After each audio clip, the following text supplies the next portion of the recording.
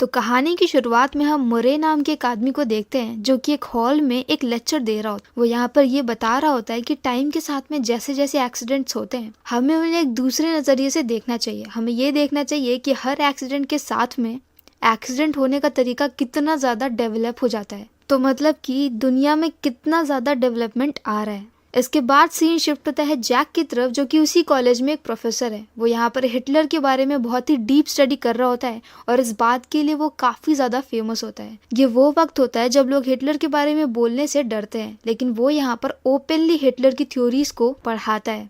मतलब कि हिटलर ने जो भी गलत काम किए इन सब के बारे में, और ये भी कि वो किस तरह से लोगों को मैनिपुलेट करता था। यहाँ पर जैक की एक वाइफ होती है जिसका नाम होता है बैलेट। उन दोनों की ये चौथी शादी होती है। मतलब पहले की शादियों से भी उनके कुछ बच्चे होते हैं, जहाँ पर उनके 4 बच्चे होते हैं, जिसमें से एक का नाम होता है डेनिस। ये इस वक्त कहानी का पहला पार्ट चल रहा है जिसका नाम होता है वेव्स एंड रेडिएशन। यहाँ पर हम जैक के घर को देखते हैं जहाँ पर हर तरफ शोर ही शोर मचा होता है क्योंकि 4 बच्चे एक साथ ही बोल रहे होते हैं। यहाँ पर उनके सबसे बड़े बेटे को चेस खेलने का बहुत ज़्यादा शौक होता है और वह ऐसी मिस्टीरियस चीज़ों में अपना ध्यान लगाता है। डेनिस यहाँ पर इंटेलिजेंट होती है, लेकिन जैक के साथ में उसकी उतनी ज़्यादा अच्छी बॉन्डिंग नहीं होती है क्योंकि वो बैबलेट की बेटी है। आगे यहाँ पर हम जैक को देखते हैं कि वो यहाँ पर जर्मन लैंग्वेज की ट्यूशन ले रहा होता है जिसमें उसे काफ़ी ज़्यादा प्रॉब्लम हो रही होती है। मतलब वो हिटलर के बारे में इतनी ज़्यादा डीप स्टडी कर चुका है, उसके बाद भी उसे जर्मन लैंग्वेज नहीं आती है। और कुछ वक्त बाद यहाँ पर उसके कॉलेज में कुछ जर्मनी के स्टूडेंट आने वाले हैं और उनके सामने उसे जर्मन लैंग्वेज में स्पीच देनी है। और ये बात उसके स्टूडेंट को नहीं पता है कि उसे जर्मन लैंग्वेज आती नहीं है और इसके लिए वो हर किसी से बच करके प्राइवेट ट्यूशंस ले रहा होता है। यहाँ पर घर पर डेनिस ये नोटिस करती है कि बैबलेट ने यहाँ पर एक मेडिसिन खाई और उसका कुछ खाली पैकेट डस्टबिन में डाल दिया। डेनिस यहाँ पर उस पैकेट को देख लेती है जिसके ऊपर एक मेडिसिन का नाम लिखा होता है जिसका नाम होता है डायलर। आगे यहाँ पर बैबलेट लगातार चीज़ों को भूल रही होती है। कुछ वक्त से उसे भूलने की बीमारी हो गई है, जैसे कि वो एक बार नहा करके आती है, इसके बाद भी वो दोबारा से नहाने जा रही होती है और ये सारी चीज़ें डेनिस नोटिस कर रही है। यहाँ पर हम रात में देखते हैं कि जैक और बैबलेट यहाँ पर साथ में बैठ करके मरने के बारे में डिस्कस कर रहे होते हैं। जैक को यहाँ पर ऐसा लगता है कि अगर बैबलेट की डेथ उससे पहले हो गई तो वो यहाँ पर अकेले रह नहीं पाएगा, और बैबलेट को ऐसा लगता है कि उसे जल्दी मरना नहीं है। और इसके बाद सीन शिफ्ट होता है डिपार्टमेंटल स्टोर में जहाँ पर ये दोनों ही सामान लेने के लिए अपनी पूरी फैमिली के साथ में गए होते हैं। वहीं पर यहाँ जैक को मरे मिलता है। मरे का लाइफ को देखने का तरीका थोड़ा सा अलग होता है, जहाँ पर वो हमेशा लाइफ को अलग नजरिए से देखने की बातें करता है। यहाँ पर जैक को डेनिस के थ्रू ऐसा पता चल जाता है कि बैबलेट यहाँ पर किसी टाइप की मेडिसिन ले रही है और जिसके बाद उसे शायद मेमोरी लॉस हो रहा है, और इसके बारे में वो बाद में अकेले में बैबलेट से बात करता है, पर बैबलेट यहाँ पर बातों को घुमा देती है। आगे यहाँ पर कुछ वक्त बाद घर पे ऐसा डेनिस नोटिस करती है कि बैबलेट यहाँ पर अपने योगा सेशन के लिए जा रही है।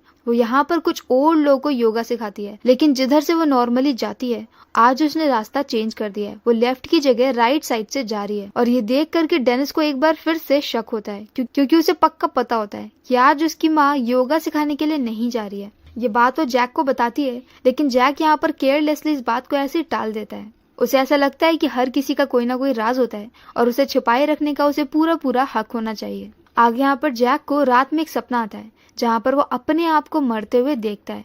जैक को यहाँ पर मौत से काफी ज्यादा डर लगता है, पर ये बातें वो सामने से किसी को बताता नहीं है, लेकिन उसे सपने में अक्सर ऐसा दिखता है कि कोई तो उसे मार रहा है। साथ में उसके कॉलेज में भी डेथ से रिलेटेड काफी सारी बातें चल रही होती है जो कि प्रोफेसर्स आपस में ही कर रहे होते हैं। यहाँ पर इन्हीं बातों के बीच में मरे यहाँ पर जैक को ऐसा बोलता है कि क्योंकि जैक यहाँ पर फेमस है तो वो मरे की क्लास में आ जाए ताकि वहां पर भी भीड़ बढ़ जाए और उसका काफी अच्छा इम्पैक्ट पड़े। और अब यहाँ पर जैक मरे की क्लास में चला जाता है और यहाँ पर जाकर के वो इतनी अच्छी स्पीच देता है जो कि काफी ज्यादा इंप्रेसिव होती है और वो भी हिटलर से भी रिलेटेड होती है। पर यहाँ पर वो जैसे जैसे बता रहा होता है वैसे वैसे हम यहाँ पर दूसरी तरफ देखते हैं कि एक बहुत बड़ी ट्रेन आ रही है। ये ट्रेन यहाँ पर एक मालगाड़ी है जिसमें बड़े बड़े टैंकर्स में केमिकल्स भरे हुए हैं, और जहाँ पर इस ट्रेन की क्रॉसिंग होती है वहीं पर सामने से हम देखते हैं कि एक ऑयल का ट्रक आ रहा है। वो ट्रक ड्राइवर ड्रंक होता है और वो ले जा करके सीधे अपने ट्रक को उसी ट्रेन से टकरा देता है, जहाँ पर वो टैंक टूट जाता है और धीरे धीरे करके केमिकल बाहर निकलने लगता है। और कुछ ही वक्त बाद यहाँ पर एक ब्लास्ट होता है। इस ब्लास्ट के साथ में पूरी की पूरी ट्रेन उड़ जाती है और आसमान में केमिकल से भरा हुआ एक बहुत बड़ा बादल बन जाता है। जब जैक यहाँ पर घर वापस आता है तो उसका बेटा इन सारी चीजों को अपने बाइनोकुलर से देख रहा होता है, लेकिन जैक ऐसा बोल देता है कि ये जो बादल है ये हमारे शहर से काफी ज्यादा दूर है और हवाओं की दिशा भी दूसरी है, तो ये कभी भी हमारे घर तक पहुंच नहीं सकता और डरने की कोई भी बात नहीं है। वो यही सारी बातें अपने बच्चों को भी बता रहा होता है। साथ में आज वो ये भी कहता है कि डिनर जल्दी बना दो। ऐसा करने का उसका रीजन ये होता है कि वो सबका ध्यान उस बादल से हटाना चाहता है। जैक यहाँ पर टीवी पर भी ऐसे डिस्ट्रक्शन की न्यूज को देखना पसंद नहीं करता है, लेकिन उसके बच्चे इसमें काफी ज्यादा इंटरेस्टेड होते हैं और उनका ऐसा मानना होता है कि ये बादल उनकी तरफ जरूर आएगा और प्रॉब्लम बढ़ जाएगी। और जो केमिकल यहाँ पर हवाओं में रिलीज हुआ है उसका नाम है नाइलैंड डी, जिसके बारे में यहाँ पर जैक के बेटे को काफी कुछ पता होता है।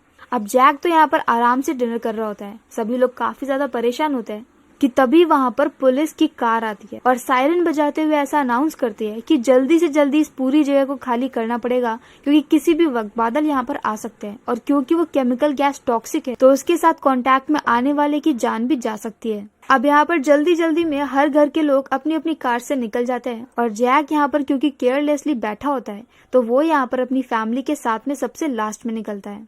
यहाँ से निकल करके वो लोग रोड के ट्रैफिक जाम में फंस जाते हैं, क्योंकि उनके आगे काफी सारी कार्स ऐसे ही होती हैं और तभी उनके पीछे से एक कार आती है जो कि काफी ज्यादा शायद उनसे भी ज्यादा पैनिक हो गई थी और वो सीधे ले जा करके आगे वाली कार से लड़ जाती है और ऐसा करने की वजह से वहां पर बहुत बड़ा एक्सीडेंट हो जाता है जिसमें कई सारे लोगों की डेथ हो जाती है। और अब यहाँ पर चॉपर से पुलिस एक न्यू अनाउंसमेंट करती है। वो बोलती है कि जो लोग भी घर में है वो लोग घर में ही रहें और जो लोग कार से निकल चुके हैं वो लोग कैंप साइड जाएं।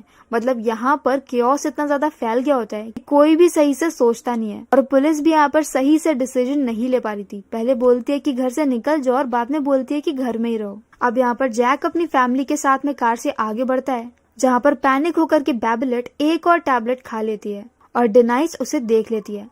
आगे वो लोग एक पेट्रोल पंप पे जाते हैं जो कि पूरी तरह से खाली होता है। जैक यहाँ पर बाहर निकलता है, अपनी कार में पेट्रोल डालता है और उसी वक्त उसके पीछे से वही केमिकल वाला क्लाउड निकलता है।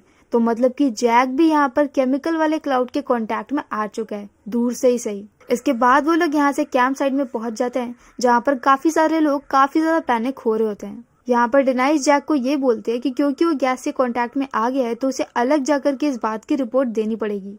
और वहीं पर दो लोग बैठे होते हैं कंप्यूटर्स के साथ में। वो लोग यहाँ पर जैक को ये बताते हैं कि वो लोग अलग अलग टाइप के एक्सपेरिमेंट्स करते हैं और वो इसी टाइप का कुछ एक्सपेरिमेंट एक सिमुलेशन में करने वाले थे। पर अब क्योंकि यहाँ पर रियल लाइफ में ऐसी सिचुएशन आ गई है तो उन्होंने अपना सिमुलेशन रियल लाइफ में शिफ्ट कर दिया। मतलब वो लोग यहाँ पर रियल के कंप्यूटर्स ले करके लोगों को स्टडी कर रहे हैं, ऑब्जर्व कर रहे हैं। साथ में वो यहाँ पर जैक को ये भी बताते हैं कि क्योंकि वो कांटेक्ट में आ चुका है उस गैस के, तो यहाँ पर उसके पास में जीने के सिर्फ 30 साल बचे हैं। और ये सुन करके जैक को काफी ज्यादा डर लग जाता है। आगे नेक्स्ट मॉर्निंग तक वो गैस उनके कैंप तक भी आ चुकी होती है, तो वो लोग यहाँ से भी भागने लगते हैं। यहाँ से भाग करके वो अपनी कार में जाते हैं, जहाँ पर पैनिक किया वो जैक एक दूसरी कार को देखता है और उसको फॉलो करने लगता है। वो कार यहाँ पर जंगल में अलग अलग रास्तों पे जा रही होती है। जैक भी अंधाधुंध उनका पीछा कर रहा होता है और ऐसे ही पीछा करते करते गलती से वो नदी में चला जाता है, जहाँ पर उसकी कार पानी के बीच में फंस जाती है। जैक यहाँ पर अपनी कार और अपनी फैमिली के साथ में जैसे तैसे पानी से निकल आता है। आगे वो लोग सेकंड वाले कैंप में पहुंच जाते हैं, जहाँ पर अलग अलग टाइप के रूमर्स फैल रहे होते हैं, जैसे कि गवर्नमेंट यहाँ पर किसी नए टाइप की टेक्नोलॉजी से उस केमिकल वाले बादल को खत्म कर रही है। किसी के पास भी इसका प्रूफ नहीं होता, क्योंकि टीवी पर ऐसा कुछ भी दिखाया नहीं जा रहा है और इसी वजह से लोग अलग अलग चीजों को मान रहे होते हैं। अब ऐसे ही करते करते 9 दिन बीत जाते हैं और फाइनली चीजें नॉर्मल हो जाती है। केमिकल क्लाउड खत्म हो जाता है और सभी लोग अपने घर में और अपनी नॉर्मल लाइफ में दोबारा से वापस आ जाते हैं। और सीन एक बार फिर से शिफ्ट होता है उसी डिपार्टमेंटल स्टोर की तरफ, जहाँ पर 9 दिन बाद सब लोग दोबारा से वहाँ पर आए होते हैं। जैक को एक बार फिर से यहाँ पर मरे मिलता है, जो कि यहाँ पर डिपार्टमेंटल स्टोर के बारे में कुछ बातें बोलता है, जैसे कि जगह कितनी ज्यादा कलरफुल है, यहाँ पर चीजें अब पहले से भी ज्यादा बेहतर हो गई है, इसी तरीके से काफी सारी चीजें। और ये सब कुछ वो लाइफ के बारे में बोल रहा होता है। इस डिपार्टमेंटल स्टोर को हम एक लाइफ के तरीके से देख सकते हैं, जहाँ पर अलग अलग बहुत सारे ब्राइट कलर्स होते हैं। जैक जब भी यहाँ पर आता है तो वो कुछ वक्त के लिए अपने डेथ वाले फियर को छोड़ देता है, क्योंकि यहाँ पर काफी सारे ब्राइट कलर्स हैं। आगे हम बैबलेट को देखते हैं, जो कि काफी ज्यादा परेशान होती है और बहुत शांत भी रहती है। दूसरी तरफ हम जैक को देखते हैं, जो कि फाइनली अपने डॉक्टर को दिखा रहा होता है और उसे ऐसा पता चलता है कि उसकी बॉडी में पोटेशियम काफी ज्यादा बढ़ गया है, जो कि शायद उसी गैस की वजह से हुआ होगा। इस बात से भी वो काफी ज्यादा घबरा जाता है। आगे बैबलेट यहाँ पर आधी रात में कहीं जा रही होती है और ये देख करके डेनाइस को शक होता है। अब ये सारी बातें वो जैक को बताती है और बोलती है कि वो तुरंत ही यहाँ पर बैबलेट के डॉक्टर से पूछे कि वो उन्हें कौन सी पिल दे रहे हैं। और क्या वही उन्हें डायलर पिल दे रहे हैं और उसके बारे में बताएं, क्योंकि उसने कहीं भी डायलर पिल के बारे में कुछ भी पढ़ा नहीं है। उसने कई सारी मेडिकल शॉप्स को विजिट किया, काफी सारी बुक्स में ढूंढा, लेकिन उसे डायलर के बारे में कुछ भी पता नहीं चला। और अब इस मिस्टीरियस पिल के बारे में बात करने के लिए जब जैक यहाँ पर रात में डॉक्टर को कॉल करता है तो वो डॉक्टर उसी के ऊपर गुस्सा कर देता है और साथ में ये भी बताता है कि उसने बैबलेट को कोई भी डायलर नाम की पिल नहीं बताई है। अब डेनाइस यहाँ पर एक बॉक्स में से डायलर की छिपाई हुई वो बोतल निकाल लेती है जो कि बैबलेट ने वहां पर रखी होती है। इसमें से जैक यहाँ पर एक पिल ले लेता है और अपने कॉलेज में जाकर के एक केमिस्ट्री के टीचर से उसे टेस्ट करवाता है। वो प्रोफेसर उसे ये बताती है कि ये पिल्स काफी ज्यादा रेयर है और इस पिल के अंदर भी एक प्रोटेक्शन शील्ड है और उसके बाद उसके अंदर डायलर है और ये एग्जैक्टली क्या करती है इसके बारे में किसी को भी पता नहीं है। अब इसके बारे में पूछने के लिए जैक सीधे सीधे बैबलेट से बात करता है और अब यहाँ पर बैबलेट उसे ये बताती है कि लगातार ऐसी एक्सीडेंट की न्यूज की वजह से वो लाइफ को लेकर के काफी ज्यादा डर गई होती है। मतलब उसे ऐसा डर हो गया होता है कि कहीं उसकी खुद की डेथ ना हो जाए और उसे डेथ से ही डर लग रहा होता है और इसी बात से वो काफी ज्यादा परेशान होती है कि तभी एक दिन वो न्यूज़पेपर में एक आर्टिकल देखती है जहाँ पर कुछ लोग डेथ के डर के ऊपर एक एक्सपेरिमेंट कर रहे होते हैं और डर की वजह से बैबलेट उसका पार्ट बन जाती है। उसे ऐसा लगता है कि हो सकता है कि इस एक्सपेरिमेंट के बाद में उसका डर खत्म हो जाए, लेकिन ये एक्सपेरिमेंट उतना अच्छा नहीं जाता है और इस एक्सपेरिमेंट में आगे प्रोसीड भी नहीं कर सकते क्योंकि ये जानलेवा हो सकता है। तो वो लोग एक्सपेरिमेंट को बीच में ही बंद कर देते हैं और यहीं पर ही वो लोग अपने टेस्ट सब्जेक्ट को डायलर नाम की ड्रग्स को देते थे। ये डायलर नाम की ड्रग्स किसी के ऊपर असर नहीं कर रही होती है और साथ में इसके कुछ साइड इफेक्ट्स हो रहे होते हैं जैसे कि मेमोरी लॉस। लेकिन बैबलेट अभी भी काफी ज्यादा डरी हुई थी और उसे ऐसा लगता है कि हो सकता है कि ज्यादा डायलर लेने से उसके ऊपर असर हो जाए और इसके लिए वो मिस्टर ग्रे से मिलती है। मिस्टर ग्रे भी उसी एक्सपेरिमेंट का ही पार्ट होता है और उनसे वो एक्स्ट्रा डायलर की टैबलेट्स मांगती है और इसके बदले में मिस्टर ग्रे यहाँ पर बैबलेट से कुछ फेवर्स मांगते हैं और इनकी ये डील कई मंथ तक चलती रहती है और इसी तरह से बैबलेट को डायलर वाली टैबलेट्स मिलती रहती है जिसकी वजह से उसे मेमोरी लॉस हो रहा था और उसके डर के ऊपर काबू अभी तक भी नहीं आया है। मतलब उसके ऊपर भी वो मेडिसिन असर नहीं कर रही है और ये सब सुनने के बाद में जैक को काफी ज्यादा गुस्सा आती है क्योंकि उसकी वाइफ उसके ऊपर चीट कर रही होती है। बैबलेट यहाँ पर उसे समझाने की कोशिश करती है लेकिन जैक समझता नहीं है। उन दोनों की फाइट हो जाती है और अब जैक खुद यहाँ पर अपनी ही डेथ को लेकर के इतना ज्यादा डर जाता है कि उसे लगता है कि हो सकता है कि डायलर वो भी खा ले तो उसका डर भी कम हो जाए। लेकिन डायलर की बोतल गायब होती है। यहाँ पर डेनाइस से उसके बारे में पूछता है तो डेनाइस ये बोलते है कि उसने उसे कचरे में डाल दिया था। जैक यहाँ पर जाकर के सारे कचरे को चेक करता है। वहां पर उसे बोतल तो नहीं मिलती लेकिन वहां पर उसे वही वाला न्यूज़पेपर मिल जाता है जिसके अंदर एक एड होता है और उसी एड में डायलर के बारे में दिया होता है। जैक यहाँ पर समझ जाता है कि ये एड पक्का मिस्टर ग्रे ने डाला होगा। वो यहाँ पर एक छोटी सी गन निकालता है। ये गन यहाँ पर उसे मरे ने तब दी थी जब वो सेकंड कैंप में था उसकी प्रोटेक्शन के लिए, जब सिचुएशन काफी ज्यादा खराब हो गई थी और ये गन अभी भी उसके पास में होती है। वो गन लेता है, गन के अंदर बुलेट डालता है और कॉल करके मिस्टर ग्रे से बात करता है। वो एक मोटेल रूम का एड्रेस उसे बताते हैं। ये वही जगह होती है जहाँ पर मिस्टर ग्रे पहले उसकी वाइफ मतलब बैलेट को बुलाते थे और अब तक यहाँ पर जैक के कॉन्फ्रेंस वाली डेट भी आगे होती है और वो यहाँ पर अपनी कॉन्फ्रेंस में काफी अच्छी स्पीच देता है और स्पीच के बाद वो मरे की कार को लेकर के उसी मोटेल रूम में चला जाता है जहाँ पर वो ये देखता है कि मिस्टर ग्रे वहीं पर ही पड़ा होता है। उसने बहुत ज्यादा डायलर मेडिसिन ले रखी होती है। अब जैक यहाँ पर पहले तो उसे डराता है क्योंकि उसने इतनी ज्यादा मेडिसिन ले रखी है कि ये चीजें साइकोलॉजिकली उसके ब्रेन पे बहुत ज्यादा असर कर गई है और उसे कोई भी छोटी सी बात बोलो तो वो काफी ज्यादा डर जाता है और इसके बाद वो गुस्से में उसे 2 बार शूट कर देता है।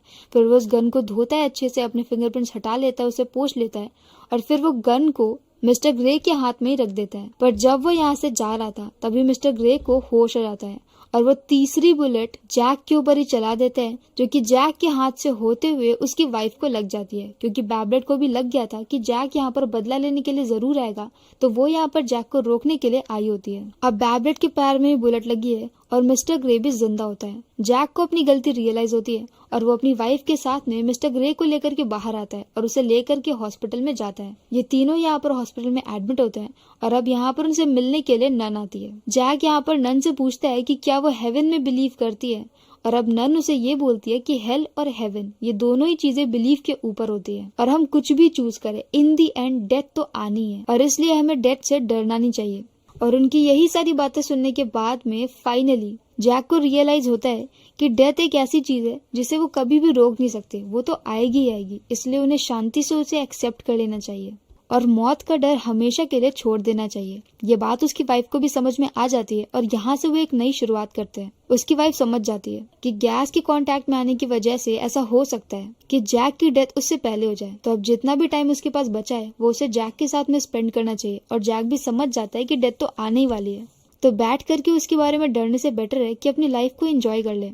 और इसी के साथ वो सभी लोग एक बार फिर से उसी डिपार्टमेंटल स्टोर में दोबारा से जाते हैं, क्योंकि ये वो जगह है जहाँ पर ब्राइट कलर्स है और जहाँ पर आने के बाद वो लोग हमेशा अपने डेथ के फियर को भुला देते हैं। और आज वो यहाँ पर फिर से आई है एक नई शुरुआत करने के लिए, और यहीं पर उन्हें एक बार फिर से मरे भी मिलता है। और इसी हैप्पी एंडिंग के साथ की मूवी यहीं पर खत्म हो जाती है। इस मूवी का नाम था व्हाइट नॉइज, और इस मूवी को 3 एकेडमी अवार्ड्स के लिए नॉमिनेट भी किया गया है। और ये मूवी 2022 में ही रिलीज हुई है। तो अगर आपको मेरा एक्सप्लेन पसंद आया हो तो प्लीज हमारी वीडियो को लाइक करें, शेयर करें और मेरे चैनल को सब्सक्राइब करें। तो मिलते हैं नेक्स्ट वीडियो के साथ। Bye bye.